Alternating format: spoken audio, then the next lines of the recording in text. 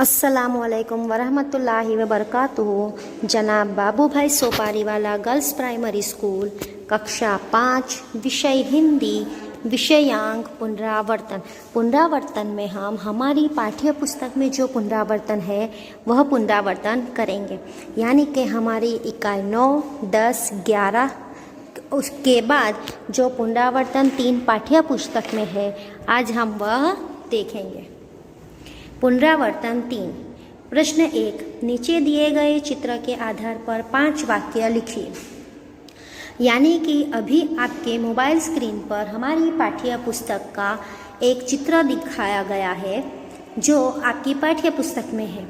इस चित्र को हमें ध्यान से देखना है, समझना है और उसके आधार पर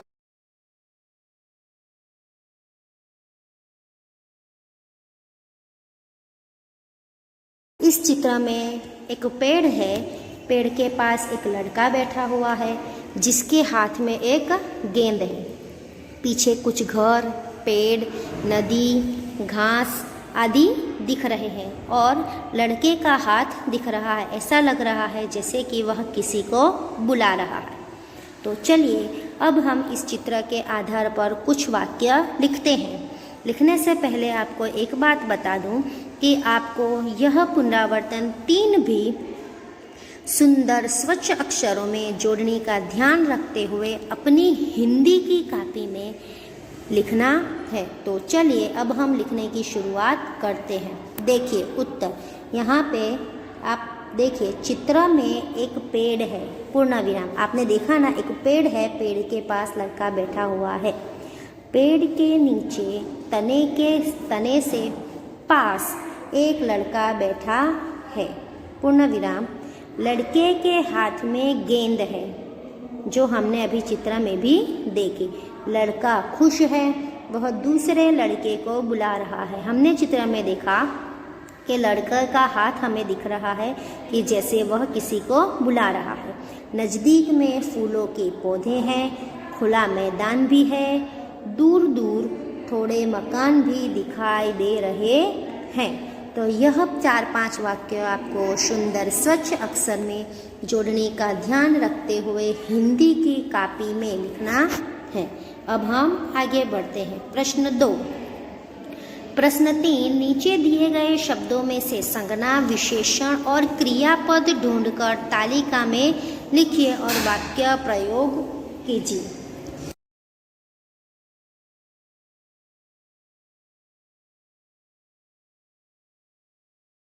ना, गंगा और थोड़ा, इन सभी शब्दों को हमें संज्ञा, विशेषण और क्रिया में छांट कर अलग अलग लिखने हैं। यह चीज़ हम पहले भी देख चुके हैं, फिर भी आपसे दोहरा रही हूँ। संज्ञा यानी कि जो नाम निर्देश करता है वह संज्ञा। विशेषण यानी कि वाक्य में दिए गए शब्द जो विशेष्य अपना विशेष बताता है। और क्रिया, इस क्रिया का मतलब है कि कोई भी प्रकार की, किसी प्रकार की क्रिया करना।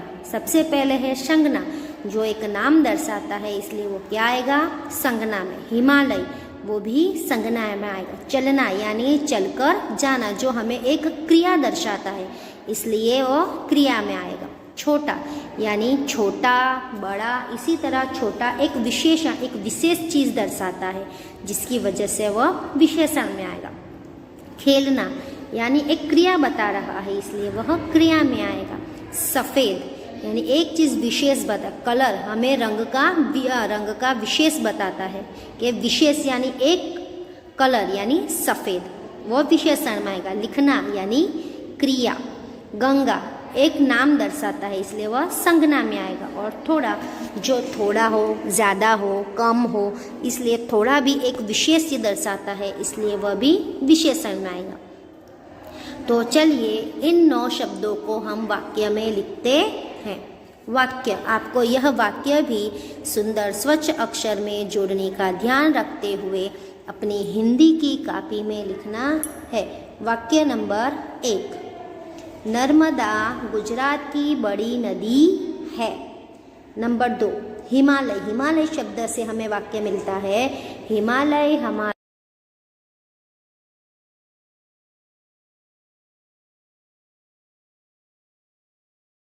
क्या वाक्य बनाएंगे? गंगा नदी हिमालय से निकलती है।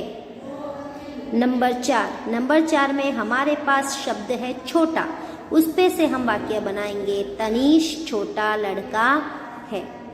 नंबर 5 जिसका हमारा शब्द है सफ़ेद, सफ़ेद शब्द का वाक्य बनाए हैं वह सफ़ेद बगुला है। उसके बाद नंबर 6 हमारा शब्द है थोड़ा, थोड़ा के हिसाब से हम वाक्य बनाएंगे इस गिलास में थोड़ा पानी है। नंबर 7 जिसका हमारा शब्द है चलना, चलना के हिसाब से हमने वाक्य बनाया है रुचा चलती है। उसके बाद का हमारा शब्द है खेलना, उस हिसाब से हमारा हमने वाक्य बनाया है ऋत्विक चलता है। और आखिरी में हमारा शब्द है खेलना, तो 9वां हमारा वाक्य बनेगा वर्षा लिखना, उससे वाक्य बनेगा वर्षा लिखती है। तो हम ये सभी वाक्यों को भी आपको हिंदी की कॉपी में जोड़ने का ध्यान रखते हुए अच्छे से लिखना है। निम्नलिखित मुहावरों का अर्थ देकर वाक्य में प्रयोग कीजिए। यहाँ पे हमें कुछ मुहावरे दिए गए हैं, हमें उसका अर्थ लिखना है और उसको वाक्य में प्रयोग भी करना है। तो नंबर 1 है शीश झुकाना, जिसका अर्थ होता है विनम्र होना। वाक्य उसका आएगा हमें बड़ों के आगे शीश झुकाना चाहिए। नंबर 2 ऊंचे चढ़ना, जिसका अर्थ होता है उन्नति करना, जिसका वाक्य है मेहनती बच्चे हमेशा ऊंचे चढ़ते ही रहते हैं। नंबर